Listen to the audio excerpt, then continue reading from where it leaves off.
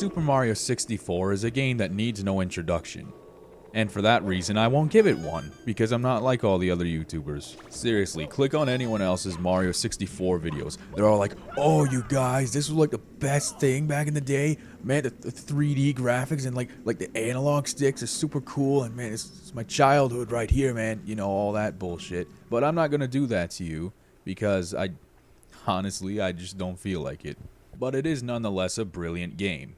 But like any other brilliant game, it had to end sometime. And after some very talented people beat the game for the 256th time, they collectively decided, hey, we can make our own Mario 64 games.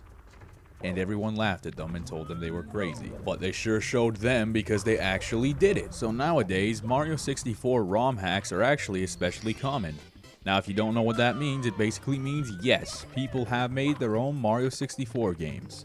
Now some are good and some are bad. But you may be wondering, how do I tell the good ones from the bad ones? Well, here's the answer. You don't, because I'll do it for you. Because I've taken it upon myself to review as many of these fancy ROM hacks as possible. You're welcome, by the way. Now you guys may also be wondering which one to start with. Well, I can answer that too. Do you guys remember Donkey Kong 64? That 3D platformer where you play as 5 different monkeys to collect bananas and beat up a giant alligator? Yeah, I know it sounds stupid when I put it like that, but it's also a great game. Well, one of these amazing ROM hackers looked at their copy of Mario 64 and then their Donkey Kong 64 and decided the two must come together. And the resulting game was dubbed Super Donkey Kong 64. And that's what we're reviewing today. So sit back and enjoy Super Donkey Kong 64 review. Well, for starters, the game doesn't appear to have any sort of title screen. When you start the game, it just takes you right to the file select screen, which is a little weird, but, you know, it's not the worst thing that could happen. So you hit start and you immediately spawn on DK Isle, where you'd spawn in the original game. Now, if you haven't already guessed it, this game is effectively every level in Donkey Kong 64 as Mario would have experienced it. So you got Jungle Japes, you got Angry Aztec, Frantic Factory, Gloomy Galleon, which is the worst level in the original, and this for that matter, Fungi Forest, Crystal Caverns, and Creepy Castle. Now that all sounds pretty good, but here's the catch. There are a grand total of 50 stars in the game, with each level containing 7 and leaving 1 extra one to find. Now when you consider that the original game had 120 stars, this game seems to be fairly short. Then when you consider that Donkey Kong 64 had you find 200 golden bananas, the game looks even shorter. Then again, some are long and some are short, but in the end, it's how it performs that matters.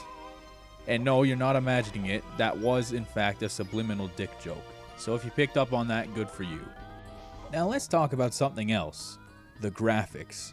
Now you might assume that the graphics would be just as good, or bad if you prefer, as Mario 64, but they're actually quite a bit better. That's because the textures were taken directly from Donkey Kong 64. Now while these textures may be of much higher quality than in Mario 64, they don't always look very good. In some areas the textures don't seem to mesh together very well and it'll start looking like this. Also, I've noticed that the backgrounds can sometimes look a bit strange, like here where there appears to just be a textured wall and then the actual sky is like behind it. It's really weird and a bit difficult to explain. But beyond that, the graphics are fine and they don't really distract from the gameplay too much. Oh yeah, the gameplay. Now let's talk about that for a minute.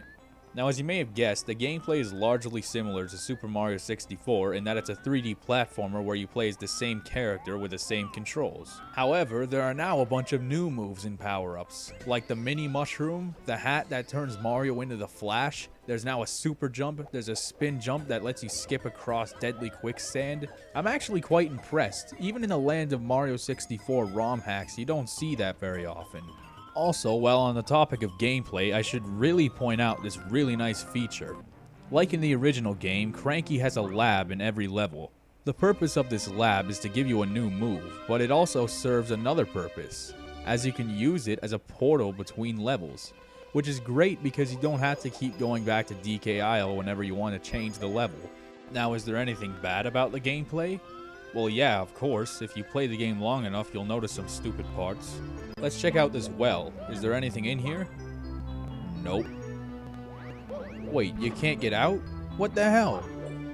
Well, that's some bullshit right there. Imagine if you were trying to get the 100 coin star and you were really close, so you tried looking into the well and then you got stuck there.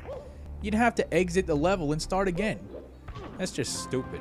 This vine is the devil. Just watch. What the hell was that? I was right on it. Alright, let's try again. Okay. Then you line up the shot and... Okay, this time I'll get it. This time I'll definitely... Are you kidding me? Finally. Needless to say, it's a lot easier once you get the spin jump. There's also this stupid minigame in Fungi Forest where you have to kill all the moles while this orb spits fire at you. And there's a time limit. But at this point, I'm mostly just nitpicking.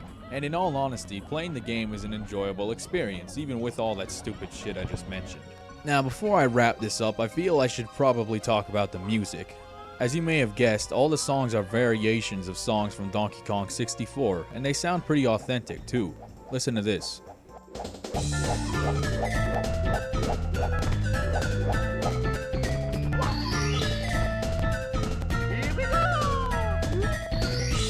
Oh, that's not bad. That's not bad at all. So there it is, folks. Music department is good to go. So what's the verdict on this one then? Well, I'd say this is a good one. I mean, there's certainly more than enough bad about it, but it's not overwhelming and it can be overlooked. So if you're at all curious about it, by all means, go ahead and look this game up. But for now, this is Phantom Bane signing off. Have a good day, everyone.